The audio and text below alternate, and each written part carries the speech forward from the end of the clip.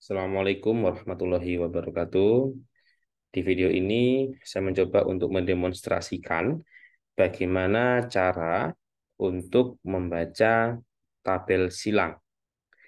Tabel silang di sini yang dimaksud adalah tabel yang menghubungkan dua variabel sebab akibat.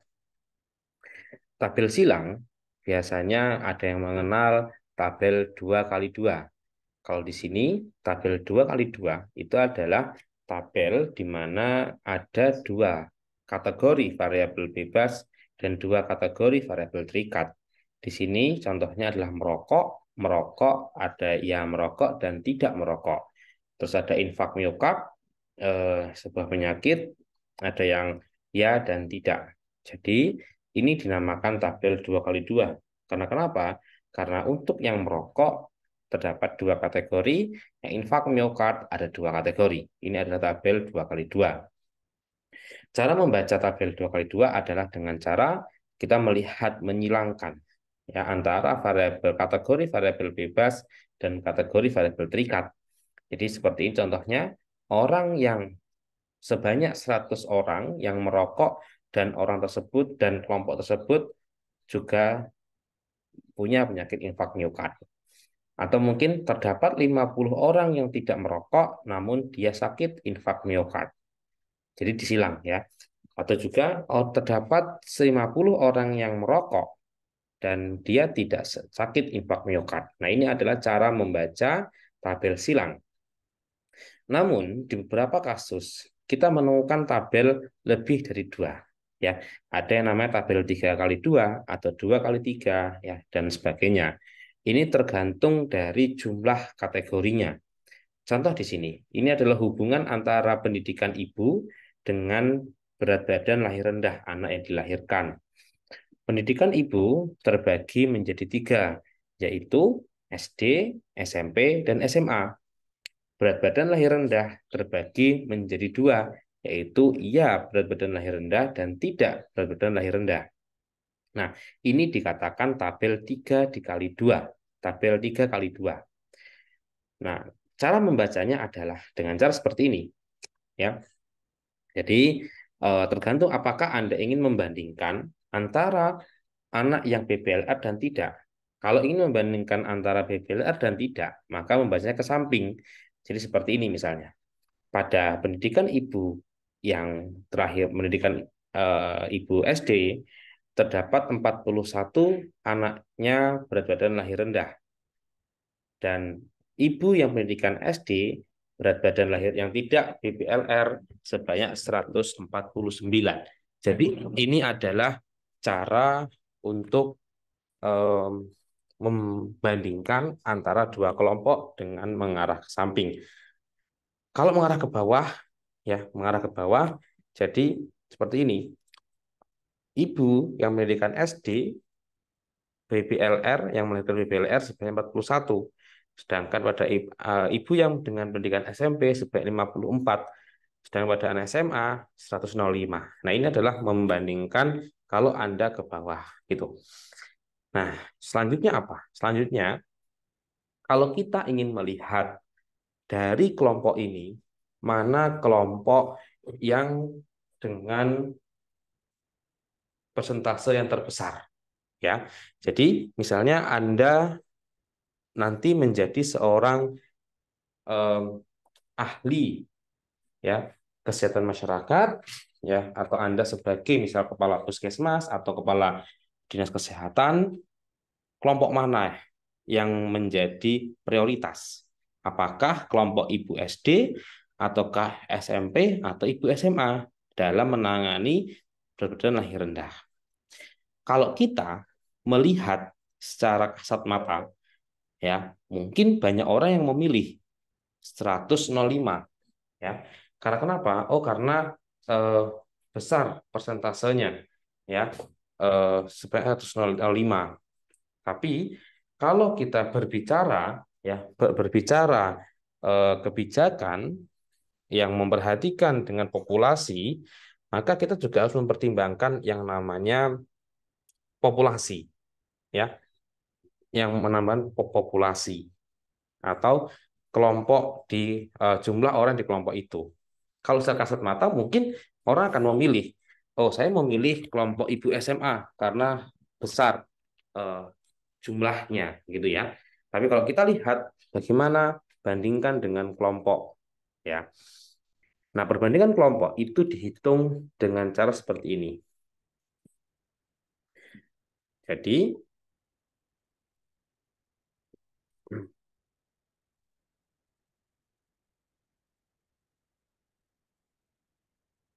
Jadi dihitung dengan cara seperti ini.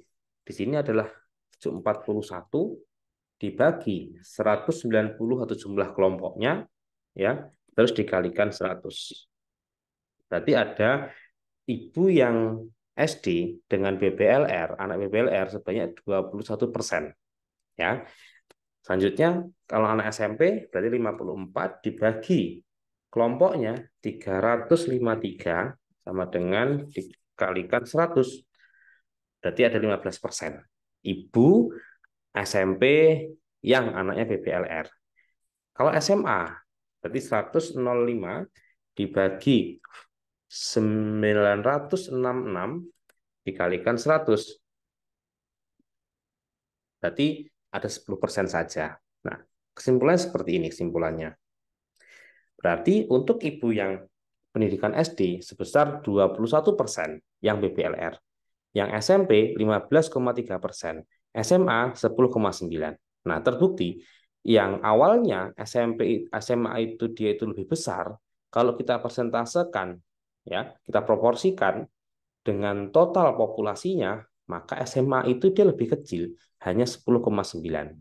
SD lebih besar. Kenapa? Walaupun kasusnya kecil, tapi populasinya sedikit maka dia kasusnya persentasenya besar. Jadi jangan Anda tertipu hanya dengan angka saja, tapi coba Anda bandingkan dengan totalnya, ya. Anda bandingkan dengan populasinya, seperti itu. Nah, selanjutnya setelah Anda buat seperti ini, ya. Begitupun yang tidak ya, yang tidak BBLR, maka tinggal Anda bagikan saja 149 dibagi 190 dikalikan 100, berarti sebesar 78,4%. Atau yang SMP kita bagi saja 299 dibagi 353 dikalikan 100, berarti yang tidak BBLR pada ibu SMP sebesar 84,7%. Seperti itu. Itupun SMA.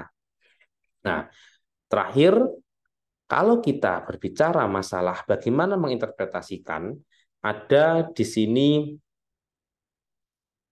sumbernya adalah dari Nur Salam, bahwa kalau besarnya adalah 90-100% dikatakan mayoritas. Kalau besarnya 66-89 dikatakan sebagian besar. Kalau besarnya persentasenya 51-65% adalah lebih dari ya. Jadi ingat ini adalah persentase dari cara menginterpretasikan. Terus kita kembali lagi kepada persentase yang tadi ya, persentase yang tadi. Dalam persentase yang ini ya, yang dibaca itu adalah kasus yang besarnya saja, jumlah yang besar. Tadi ingat ya, kalau 78% maka dia masuknya ke sebagian besar. 84,7% masuknya ke sebagian besar juga. Ya, 89,1% masuknya juga dalam kategori sebagian besar. Jadi menginterpretasikannya seperti ini. Jika kita melihat BBLR pada ibu yang pendidikan SD, maka sebagian besar tidak BBLR anaknya ya sebesar 78,4%. Sedangkan pada SMA sebagian besar ya ibu dengan pendidikan SMA anaknya tidak BBLR sebesar 89,1. Nah, ini cara membaca untuk mengkategorikan apakah dia itu mayoritas, apakah itu dia sebagian besar atau lebih dari 50%.